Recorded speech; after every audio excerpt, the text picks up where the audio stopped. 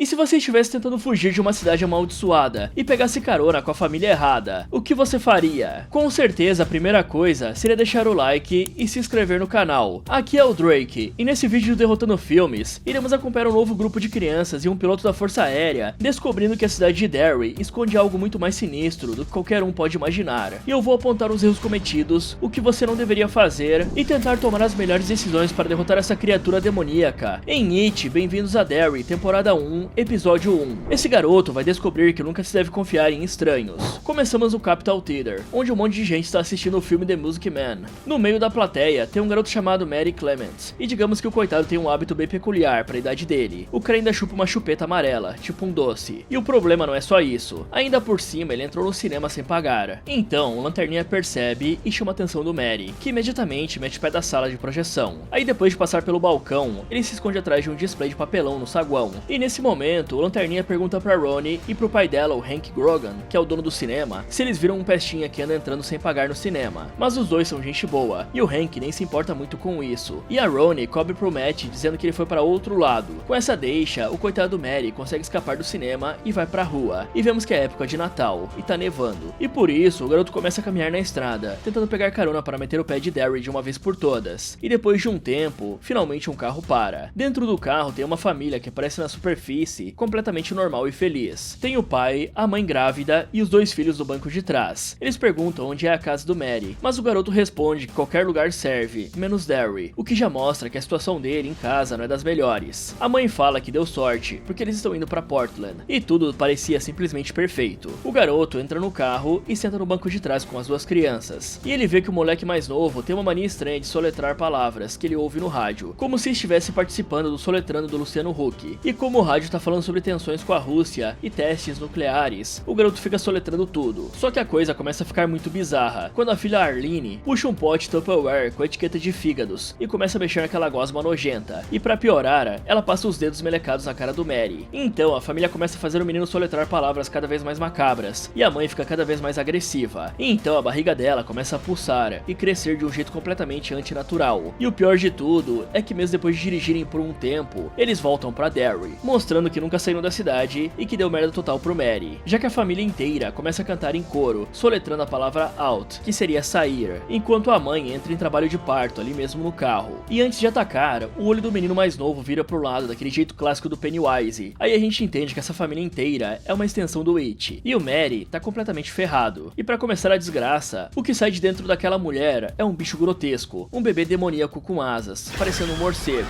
A criatura começa a voar pelo carro, batendo por tudo, enquanto a família toda ri. Aí o coitado do Mary fica tão apavorado que ele se encolhe em posição fetal, fecha os olhos e coloca a chupeta na boca, tentando fingir que nada tá acontecendo. Só que já é tarde demais. A criatura ataca, finalizando o Mary, e a última coisa que vemos é a chupeta amarela dele voando pela janela, caindo de uma ponte famosa e indo pro rio, flutuando até entrar no esgoto. Depois disso, passamos agora para abril de 1962, 4 meses depois do desaparecimento do Mary, e começamos vendo um garoto chamado Phil Malkin, que tá na famosa caixa d'água da cidade com uma luneta, catalogando os aviões que chegam na base da Força Aérea local. E na base da Força Aérea de Derry, temos o Major Leroy Hanlon e o Capitão Paulo Russo, dois veteranos de guerra da Coreia. Eles são recepcionados pelo Coronel Fuller, o imediato do General Shawn, que mandou o cara ir ali pessoalmente cumprimentar os caras. E enquanto eles passeiam de carro pela base, os dois notam uma área restrita com uma placa de projetos especiais, o que obviamente não é nada suspeito. E tem muita conversa sobre a Rússia e a possibilidade de uma guerra nuclear, e a base de Derry é chamada de ponta de lança contra os russos, por estar no Maine, a poucas horas de voo da Rússia. E os oficiais conversam mais um pouco após avistarem aquele hangar secreto. E o Leroy diz que depois de 8 anos morando numa base, ele tá pronto para dar um gostinho de uma vida normal para a esposa, e por isso ele está se preparando para morar em uma casa em Derry. E o coronel garante que se é a normalidade que ele quer, a cidade tem de monte, se bem que eu duvido dessa parte. Enquanto isso, na escola de Derry, conhecemos a Lily Brainbridge, que chega na escola acanhada e vai direto abrir o armário. O problema é que o armário tá lotado de potes de picles, e um deles quebra no chão, fazendo os outros alunos começarem a zoá-la, chamando a coitada de Looney Lily, ou seja, Lily a maluca. Mas a amiga dela, a Marge, tenta consolá-la, só que isso não dura muito tempo, já que ela tá mais preocupada em se enturmar com as garotas populares. E a garota comenta que não quer passar o resto do ano parecendo uma aberração de olhos de inseto, por causa dos óculos novos grossos que ela precisa usar. E ela também tá preocupada em fracassar ao tentar chamar a atenção de um garoto que ela gosta. Aí passamos pros garotos. O Phil está com o melhor amigo dele, o Ted Uris. E esse sobrenome, Uris, não é coincidência, é o mesmo sobrenome do Stanley Uris, do Clube dos Perdedores original. E já dá pra ver de cara que o Phil é tagarela e não para quieto. Além das conspirações sobre alienígenas e a base militar, ele tá obcecado achando que a Terceira Guerra Mundial vai acontecer, e que os aliens já estão visitando a base militar de Derry, ou estão sendo dissecados no gelo nesse exato momento. E o Ted até manda o garoto parar de dormir perto da TV, para não ficar sonhando com essas baboseiras. E o garoto ainda pergunta se o amigo estudou pro teste, mas ele diz que logo vai ter uma guerra, e que ele não vê motivo para estudar, mandando o Ted apenas se proteger, o que é o lema do mascote de segurança nuclear, a tartaruga Burt. Bom galera, pra começar, entrar no cinema sem pagar é um erro idiota, né? É claro que o garoto seria descoberto, ainda mais que ele estava incomodando outras pessoas. E aqui eu tenho uma história pra contar pra vocês. Uma vez eu e minha esposa fomos no cinema com alguns colegas, que eu não vou falar quem foi, mas digamos que o filme era bem ruinzinho. Eu até apaguei da memória qual que era, mas o que importa é que não acontecia nada no filme. E antes da gente comprar um ingresso pra ver esse filme, eu tinha dito que era melhor assistir um filme de terror que estava em cartaz. O problema é que nossos amigos decidiram ir ver o filme que eu falei, depois de já estar vendo a sessão do filme chato. E eu e minha esposa ficamos vendo o filme que pagamos pra ver, e eu falei igual o Capitão Nascimento pros outros, que obviamente ia dar essa ideia. E não deu outra, né galera? 10 minutos depois, os quatro voltaram igual à história do cão arrependido do Chaves. Por sorte, eles não foram expulsos e só tiveram que ficar lá vendo o filme chato. Então fica a dica, se você fizer algo errado, uma hora ou outra, alguém vai descobrir. E depois de deixar claro que o Matt fez algo errado, digamos que o Matt tinha algumas opções aqui pra não ser expulso. Ele poderia se fingir de bobo e deixar o Hank e a Ronnie lidar com a situação, já que o cara parecia ser gente boa, e a garota já ajudou ele antes. Então provavelmente ele só deixaria o garoto sair com um aviso, ou até mesmo o jovem podia negociar com o cara, aquele velho esquema de lavar uma louça para pagar a conta. Naquela época, isso com certeza deveria funcionar. Agora, sobre a fuga de casa, aceitar a primeira carona de estranhos é o melhor jeito de aparecer num vídeo lá no Abismo do Medo, né galera? Pois as chances desses estranhos sumirem com você é bem grande. O garoto deveria comentar sobre os problemas que estava tendo com um adulto confiável, como o Hank ou com um professor na escola. Talvez eles indicassem um assistente social para conversar com o garoto e entender o que está acontecendo. E se por um acaso fosse violência pesada, com certeza as autoridades dariam um jeito no pai do garoto. E fugir sem ninguém saber de nada é a receita perfeita para virar notícia. Naquele momento, o cinema era o lugar mais seguro pro Mary. Mas como o garoto acabou fazendo exatamente o contrário, ele poderia ter desconfiado mais daquela família, pois qualquer família decente não iria acolher o filho dos outros sem conhecê-lo e sem pensar em levá-lo para as autoridades primeiro. Era muito melhor ele ir na delegacia denunciar uma violência. E o problema no carro é ainda pior, já que ele chegou falando que queria ir para qualquer lugar menos Derry. Isso mostra que o Mary estava desesperado e completamente vulnerável. Se fosse uma pessoa mal intencionada e não uma alucinação do Pennywise, o garoto também teria um destino trágico. Depois que ele entrou no carro, tinha poucas coisas que o coitado poderia fazer, e escapar provavelmente envolveria machucados, já que o Mary precisaria pular de um veículo em movimento. Mas digamos que a primeira coisa que ele deveria tentar era testar a maçaneta e se os vidros dessem, o que eu acho que não funcionaria. Aí talvez sobraria quebrar os vidros, mas as crianças demoníacas provavelmente iriam segurar o garoto. Resumindo, ele estava bem lascado. Já na base, os oficiais ainda estão tranquilos na medida do possível, né galera? Pois esse é o período de Guerra Fria, onde qualquer arrepio diferente que alguém poderoso tivesse, poderia significar que bombas atômicas seriam liberadas no mundo. E a gente sabe que quando isso acontecer novamente, é bom que você tenha um belo estoque de enlatados em casa e meios para se defender. Sobre o bullying que a Lily sofre na escola, uma das melhores ideias era tentar não se isolar e fazer amizade com outros garotos excluídos, pois nós sabemos que geralmente o Pennywise prefere os excluídos e isolados. Então fazendo amigos, você não se tornaria um alvo tão fácil assim pro palhaço. Já sobre o Phil e o Ted, apesar do Phil ser meio paranoico com guerra nuclear, aliens e teoria sobre a base militar, esse conhecimento pode servir pra algo, apesar de que na escola ele vai levar bombas se ele não estudar para as provas, dando aquela desculpinha esfarrapada que ele deu. Então é bom o garoto balancear a paranoia dele com os estudos, já que nós sabemos que a tensão da Guerra Fria nunca escalou para um conflito físico real, mas sempre teve o risco de um erro humano, né? Aí eu e você iríamos viver em uma realidade bem diferente, mas a parte da paranoia se torna boa quando ele consegue aplicar os conhecimentos dele com o que anda acontecendo em Derry. Apesar de estar cedo para eles pensarem em algo sobrenatural, nós já vimos que existem experimentos secretos na base, que podem acarretar em vazamentos químicos, radiação ou alguma arma bizarra. E mesmo achando muito difícil que tenha algo a ver com o It, vai saber, né galera? Voltando pra base, vemos que logo de cara o Leroy vai enfrentar problemas, já que um subordinado branco chamado Masters se recusa a fazer continência pra ele por motivos bem óbvios, considerando que estamos em 1962. O que o cara faz é racismo puro. O Leroy até tenta pôr o cara no lugar dele, já que ele é de patente inferior e precisa agir de modo adequado com os superiores, mas o cara só fala que vai ficar pra uma próxima. Por sorte, o General Shawn aparece e coloca o cara no lugar, ameaçando ele com corte marcial pelo artigo 89, que é desrespeitar um oficial superior, e digamos que passar um tempo na cadeia da base faz ele reconsiderar a atitude e bater incontinência. Aí o General Shawn pede desculpas pela recepção e chama o Leroy para uma reunião no dia seguinte, às 15 horas, para eles se conhecerem um pouco melhor. Depois disso, voltamos pros garotos, onde o Phil tá espionando a vizinha da frente, a senhorita Johansson, esperando o momento que ela vai tirar o sutiã. E enquanto isso, ele fica filosofando sobre por que os sutiãs são tão profundos, se os peitos não são assim, e se a gente deveria acreditar que embaixo do suéter tem 2 cones. O Ted nem liga pra isso, e fica fazendo o dever de casa, mas o Phil insiste que a mulher vai tirar o sutiã a qualquer momento, e quando finalmente parece que vai rolar, o gato dela, o Scotty, aparece e atrapalha tudo. Aí os dois voltam a discutir sobre uma história em quadrinhos que estão criando juntos, e o Ted é o cara da história, e o Phil cuida das ilustrações, e pelo que dá pra entender, é uma história de invasão alienígena bem no estilo do Phil, com tentáculos arrancando partes do corpo e aliens sugando cérebros com canudos. Só que o Ted para a conversa e fala que hoje faz 4 meses, e o Phil já sabe do que ele tá falando, mas não quer tocar no assunto, já que faz 4 meses desde que o Mary desapareceu. E o Phil tenta cortar o papo, dizendo que aquilo foi zoado, e que ele vai continuar trabalhando na ilustração, mas o Ted insiste em falar sobre o Mary, só que o Phil rebate perguntando no que isso vai ajudar, se vai ressuscitar o garoto. Aí o Ted argumenta que nunca encontraram um corpo, então talvez o Mary tenha fugido, mas o Phil é bem direto, e pergunta por que diabos ele fugiria. E pro Ted, isso aconteceu porque o Mary praticamente não tinha amigos, e os únicos que ele tinha foram pagos com doce para ir no aniversário dele, mas o Phil corrige rapidamente, dizendo que doce não é dinheiro, só que pro Ted é a mesma coisa, o que faz o Phil comentar que eles fizeram uma boa ação pra mãe do Mary, que ofereceu doces pra eles irem na festa. Aí pra tentar encerrar o assunto, o garoto fala que o que aconteceu com o Mary não foi por causa do aniversário esquecido, e que nada disso é culpa deles. E quando ele vai falar que o Mary já está morto, o Ted já vazou dali. Então passamos pra Lily se preparando para tomar um banho, só que após se olhar no espelho e ficar um pouco deprê, ela vai até a torneira da banheira e acaba queimando a mão com água, o que faz ela se lembrar de quando ela e o Mary subiram na caixa d'água na virada do ano para ver os fogos de artifício. E lá em cima, o Mary dá um pingente de tartaruga pra Lily e pede para ela não contar pros outros que ele a convidou para ir ali, explicando que tem um processo de aprovação para ter acesso àquele espaço. Mas a Lily assume que é por causa da reputação dela como Lily maluca, e aqui a gente descobre a história trágica do pai dela, já que um dia quando estava na fábrica, a Lily pediu pro pai buscar algo que achou que tinha esquecido, mas como o cara voltou, ele precisou consertar uma das máquinas da fábrica que travou. Aí o pai dela subiu lá dentro para consertar, achando que tinha desligado a energia. Infelizmente ele não tinha, e bom, vocês podem imaginar o que aconteceu, o cara literalmente foi processado dentro da máquina. De volta ao flashback, enquanto eles estão assistindo os fogos de artifício, o Matt tenta beijar a Lily, mas a Lily se afasta, o que faz ele pedir desculpas, e a Lily diz que ela vê eles apenas como amigos, mas o garoto diz que está tudo bem, e que vai voltar pra casa pro pai dele não descobrir sobre essa escapada que ele deu. No presente, a mãe da Lily diz pra ela separar roupas pro dia seguinte, porque vão visitar o túmulo do pai, afinal já faz 1 ano desde a morte dele, só que a Lily não quer ir, e com isso a mãe dela solta que a garota não é a única pessoa nesse mundo que tá sofrendo. Depois disso, a Lily liga a água da banheira, e de repente, ela ouve o que parece ser o Mary cantando You Got Trouble, que é a mesma música do filme que ele estava vendo antes de sumir, e a voz dele tá vindo do ralo da banheira. Por isso, ela assume que ele tá no esgoto, e chama o nome do Mary, implorando pra ele voltar pra casa. Só que o Mary responde que ele não o deixa voltar, e aí a gente vê uns dedos ensanguentados saindo do ralo, o que faz a Lily ficar completamente aterrorizada. No dia seguinte, na escola, a Lily conta pra Marge sobre o que viu, e a Marge puxa ela pra dentro de um banheiro, longe das garotas populares, e fica incrédula com a história, mas a Lily tem certeza do que viu e ouviu, só que a Marge pede pra ela não dar mais motivos pros outros sussurrarem sobre ela. Mais tarde, a Lily vai procurar o Phil e o Terry, e eles conversam no deck de observação da torre sobre o encontro dela com o Mary. E no início, os garotos não acreditam na Lily, e dizem que nem conheciam o Matt tão bem assim,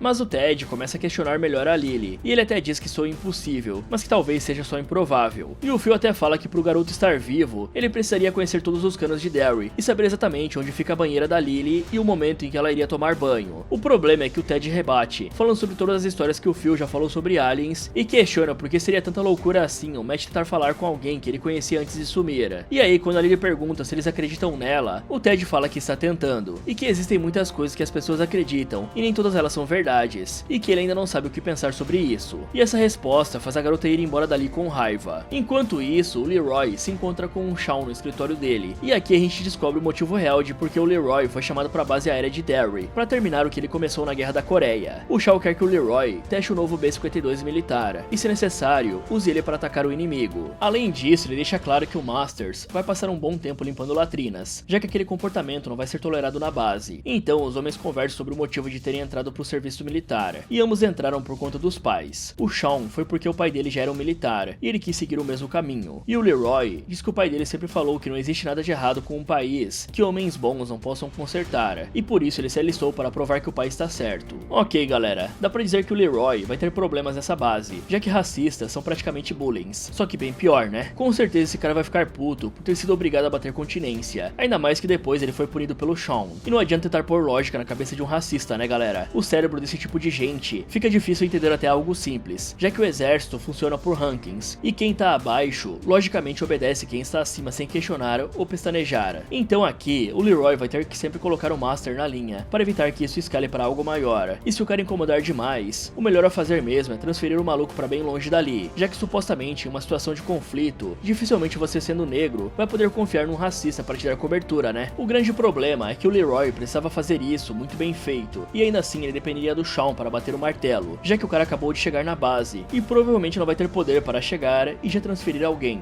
E é bom que ele documente tudo certinho, e revise todos os trabalhos do Master, para não acabar sendo sabotado pelo racista. E como o Sean já viu essa primeira interação, e sabe que o cara é um racista, tudo fica um pouco mais simples. Então se eu fosse o Leroy, eu aplicaria a regra dos 3 strikes, e quando o cara cometesse o terceiro, eu daria um jeito de mostrar as provas para o Sean e transferir o cara para um outro lugar, pois como eu já falei, esse maluco pode sabotar um avião, e até mesmo os controles do caça para ferrar com o cara em algum teste, ainda mais que eles estão trabalhando em um novo caça. Então qualquer errinho no B-52 pode virar um incêndio, explosão ou uma queda. E já o tarado do Phil, não tem muito o que falar, né, galera? Isso aí é o modus operandi de qualquer adolescente. O problema aqui é que logo o garoto pode ser pego pela vizinha, aí com certeza a coisa ficaria feia, e dependendo ele poderia ser até enquadrado como predador sexual, e digamos que esse é um péssimo jeito de começar a vida. Poderia ser complicado ser aceito na faculdade e até em trabalhos futuros. Então a melhor ideia é controlar o amiguinho de baixo e ficar só na imaginação mesmo. Agora sobre a amizade que eles têm com o Mary, dá pra ver que era bem complicada, mas aceitar ir na festa de alguém só por receber doces como pagamentos é bem pior, né? Eles poderiam tentar falar com o garoto e expor os pontos onde ele deixa o rolê chato. Dessa forma pode ser que o Mary mudasse um pouco e se adaptasse melhor aos novos amigos, ou até mesmo procurasse outra turma, já que todo mundo consegue achar os amigos certos, galera. A questão é só procurar bem. Eu mesmo já participei de vários grupos, jogando videogame, jogando online, praticando parkour, vôlei, futebol e por aí vai. O segredo é encontrar algo que você gosta e procurar pessoas que gostem também. Eu sei que as crianças dificilmente teriam essa maturidade para resolver esse tipo de situação, mas pelo menos eles poderiam aprender a lição de que não se deve ser amigo dos outros por conta de benefícios. Sobre o flashback da Lily, bom galera, por mais que a garota cita que teve algo a ver com o acidente do pai, ela não pode mudar o passado, mas digamos que a melhor chance que ela teria de se perdoar disso seria conversando com alguém igual ela fez com o Mary, além de visitar o túmulo do pai mais vezes, e não só porque um ano se passou. Se ela fosse mais lá com recorrência, ela poderia se abrir e acabar refletindo de que ela não poderia fazer nada para mudar o que aconteceu, pois foi um acidente de trabalho, foi uma falha de segurança da própria fábrica e não da garota. Afinal, não tem fórmula mágica para lidar com um luto, mas conversar e não suprimir esses pensamentos é um jeito de aliviar a culpa que ela está sentindo. Agora, a voz do Mary no encanamento é algo bem preocupante, e eles deveriam assumir na hora que é sobrenatural, pois tudo aconteceu no mesmo momento em que a Lily estava pensando no garoto, o que pode ser que de alguma forma o pensamento dela acabou chamando o Mary ali, se podemos colocar assim, né? Pois não faz sentido lógico nenhum o garoto cantar nos canos e colocar a mão pelo ralo, seria fisicamente impossível. O que eu acho mesmo que aconteceu é que tudo isso é uma armadilha do Pennywise para atrair a garota para uma emboscada, afinal ela está sozinha e deprimida pela morte do pai dela, e esse é o tipo de trauma que o Pennywise mais gosta, então tudo seria obra do palhaço maldito, que se aproveitou de um momento de fraqueza da Lily. Além disso, a garota precisa tomar muito cuidado para quem ela revela esse ocorrido, já que a Marge está mais preocupada em se misturar com os populares da escola, e a Lily contar isso pra ela só faria a garota se afastar. A melhor ideia é procurar pessoas que eram próximas do Mary, como ela fez quando foi falar com os dois garotos. E por sorte, eles não descartaram 100% a história dela, afinal o Phil tá a todo momento falando de teorias da conspiração sobre a base. Quem sabe eles estivessem pegando crianças para algum experimento bizarro, e a gente sabe que isso pode acontecer, né? A Eleven está de prova. A única coisa que os jovens podem fazer agora é investigar e tentar encontrar mais pessoas que o Mary conhecia, para tentar entender o que aconteceu na noite em que ele sumiu, mas é claro, evitando ficarem sozinhos e próximos do esgoto e ralos, já que o palhaço gosta de puxar crianças por lá. Praticamente eles precisam criar um clube dos perdedores para ao menos ficarem mais próximos e não serem pegos isolados pelo It. Naquela noite, o Ted senta para jantar com a família dele, enquanto se prepara para o seu bar mitzvah, e o pai dele pergunta como tá indo o estudo do Haftarah, mas o Ted desvia do assunto e pergunta se pode fazer uma pergunta estranha, e como o pai dele permite, o garoto questiona se alguém poderia sequestrar uma criança e mantê-la embaixo da terra nos encanamentos. Só que todo mundo na mesa fica chocado com essa pergunta, e o pai do Ted repreende o garoto por fazer uma pergunta dessas, lembrando que ele e os avós escaparam de Buchenwald e sobre as atrocidades do Holocausto. rosto. Ele menciona que os nazistas usaram a pele de judeus como abajures, o que é absolutamente horripilante. Aí ele encontra uma revistinha do garoto na mesa e diz que ele devia parar com aquilo, pois a realidade é muito pior do que qualquer ficção que o garoto possa ler. Depois disso, o Ted tá lendo uma revistinha em quadrinhos no quarto dele, e de repente, o abajur do lado dele começa a piscar até apagar. Aí a luz volta depois de alguns segundos de escuridão, e o abajur do Ted agora é feito com rostos dos judeus, o que deixa o garoto completamente em choque. E o abajur cai na mesinha de cabeceira depois que o Ted chuta um travesseiro nele. Aí o garoto desce da cama correndo e se esconde embaixo da escrivaninha, mas infelizmente, o abajur rola em direção a ele, com os rostos no abajur falando com o garoto. Então, na tentativa de se esconder, o Ted cobre o rosto e grita, o que faz a luz apagar e o abajur voltar para perto da mesinha. E bem nessa hora, o irmão dele aparece na porta, murmurando que não acredita que eles são parentes, depois de ver o Ted embaixo da escrivaninha. No dia seguinte, o Ted conta o que viu no quarto dele pro Phil e pra Lily, enquanto ele dá umas vomitadas num balde. E o Phil insiste que conhece muito bem um amigo e que ele tá falando a verdade. E com isso, o trio decide investigar o desaparecimento do Mary. Eles começam pesquisando artigos de jornal na biblioteca, e a irmãzinha do Phil, a Suzy, vai junto.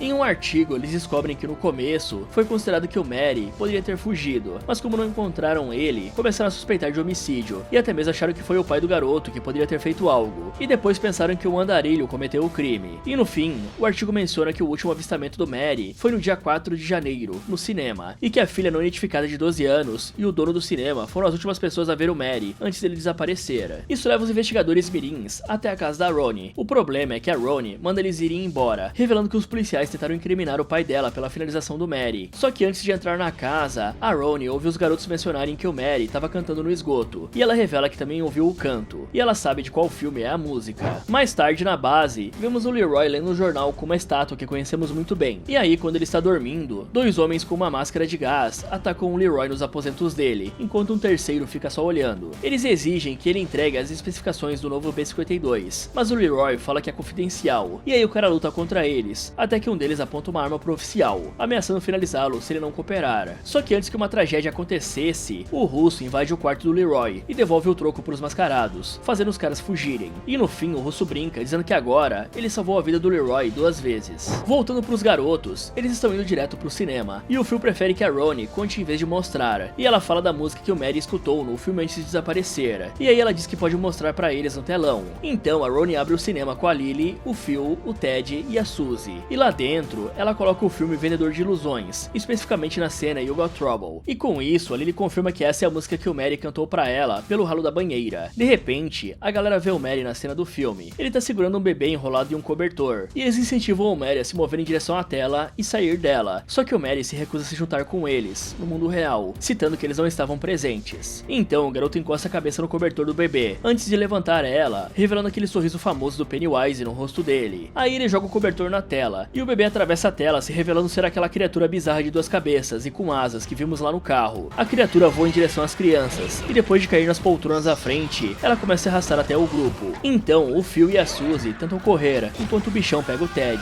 A Lily se deita na fileira dos bancos, e acaba gritando de terror quando ela olha pra cima, e vê a criatura despedaçando o coitado do garoto, deixando ela coberta de sangue. Com o banquete, o monstro cresce de tamanho, e dessa vez, ele finaliza o coitado do Phil também. Enquanto isso, a Ronnie tá gritando desesperada na cabine de projeção, mas ela é trancada por forças sobrenaturais, e fica tentando abrir a porta para ajudar os outros. Lá embaixo nas cadeiras, a Lily vê a Suzy algumas fileiras acima. Ela pede pra Suzy alcançar por baixo das cadeiras e pegar a mão dela. Aí elas entrelaçam as mãos, mas a criatura pega a Suzy. E quando a Ronnie finalmente consegue sair da cabine de projeção, ela corre pro cinema e encontra a Lily como a última sobrevivente. E os outros foram finalizados. E antes que possam conversar, a Ronnie e a Lily ouvem o bicho rosnando ali perto. E a Ronnie tira a Lily dali, trancando a porta com um martelo. No saguão, a Ronnie pergunta o que aconteceu. E a Lily explica que a criatura finalizou todo mundo. Então ela olha pra baixo, percebendo que está segurando só o que restou da Suzy, e dando um grito aterrorizante. Ok, galera, o Ted foi bem inocente aqui. É claro que os pais do garoto nunca acreditariam nessa história de uma criança ser levada a estar nos encanamentos da cidade, ainda mais em uma família traumatizada como a dele, que já passou pelos grandes horrores da guerra. E isso só serviu para o Pennywise pegar mais um trauma e usar para amedrontar o garoto. É claro que o pai do garoto poderia tentar perguntar o motivo dele ter tido essa ideia, para tentar entender melhor o contexto da coisa, mas dificilmente eles fariam esse tipo de conexão, ainda mais numa época como essa. O melhor que o grupo poderia fazer agora que o Ted teve essa visão maluca é pesquisar sobre o desaparecimento do Mary, e também se já aconteceram outros desaparecimentos na cidade, para tentar procurar um padrão, pois aqui já tá na cara que tem algo sobrenatural envolvido, já que a Lily viu aquele dedo no ralo e agora o Ted viu exatamente o que o pai dele falou na mesa de jantar. A única ideia que eles precisam entender aqui é que esse mal está observando a casa das crianças e pode ouvir tudo ou até mesmo ler os pensamentos delas sobre as coisas ruins e transformar isso praticamente em assombrações. Eles até conseguem investigar sobre o desaparecimento do Mary. O problema é que isso os levou a refazerem os passos do garoto na noite em que ele desapareceu. Eu não acho que essa é uma boa ideia, já que recriar tudo, somado ao medo que eles estão sentindo, pode ser exatamente o que dê poder ao Pennywise, e digamos que ele recebeu muito poder aqui, ainda mais levando em conta que tinha a pequena Suzy com eles, que deve ter dado ainda mais combustível pro palhaço poder aterrorizá-los. Mas tem uma coisa, né galera, acabar com aquelas crianças no cinema daquele jeito, com certeza vai deixar pistas para trás, e esse não me parece muito o jeito do Pennywise fazer as coisas. Ele age em lugares mais isolados, e pegando uma vítima por vez. Aqui nós vemos 3 crianças indo de base de uma vez só, deixando sangue e corpos para trás, o que geraria provas que supostamente os adultos iriam investigar. Isso pode significar que a coisa tá mais poderosa e mais agressiva, e talvez operando em um ciclo muito mais curto, e com uma fome muito maior, o que fez ele ficar mais ousado. Mas agora precisamos esperar o próximo vídeo, para saber se realmente isso vai deixar pistas para trás ou não. Só que do jeito que tudo acontece em Derry, eu não ficaria surpreso das autoridades fazerem vista grossa e explicarem tudo com a bunda para ficar conveniente pro palhaço atacar novamente. E sobre o Leroy na base, o cara sobreviveu por muita sorte. Agora ele precisa levar tudo isso rapidamente pro General Sean e avisar que existem espiões infiltrados na base. Além disso, o cara vai ter que dormir com uma arma embaixo do travesseiro a partir de hoje. E eu também pensaria 2 vezes antes de trazer a família para a cidade, pois isso pode ser facilmente usado como chantagem contra o cara, pois esse tipo de pessoa não deve ter escrúpulos para usar a família do cara como moeda de barganha. Depois desse evento, se o cara trouxer a família para a cidade, ele vai precisar de oficiais vigiando a casa dele dia e noite, e se ele tiver filhos, até mesmo oficiais na escola para evitar que as crianças sejam levadas. E por último, galera, tem uma coisa legal aqui desse episódio, que é a referência às tartarugas. Isso pode ser um aceno direto ao Maturin, a tartaruga cósmica do universo do Stephen King, que seria uma espécie de contraponto ao Witch. O fato do Mary dar justamente um pingente de tartaruga para Lily, num lugar alto e sagrado para ele, pode não ser só um detalhe fofo, porque levando em conta a mitologia de It, a tartaruga costuma simbolizar proteção, equilíbrio e algo maior olhando pelas crianças, mesmo que elas não saibam ainda. E se a gente levar isso em conta, é bem possível interpretar que a Lily carregando esse pingente tenha sido um pequeno escudo simbólico contra o Pennywise, o que pode ajudar a explicar porque ela sobreviveu ao massacre no cinema. Fala galera, vocês acham que conseguiriam sobreviver em Derry? Me contem nos comentários. Muito obrigado por assistir, e se você acha que fugir de casa é a solução, pense bem,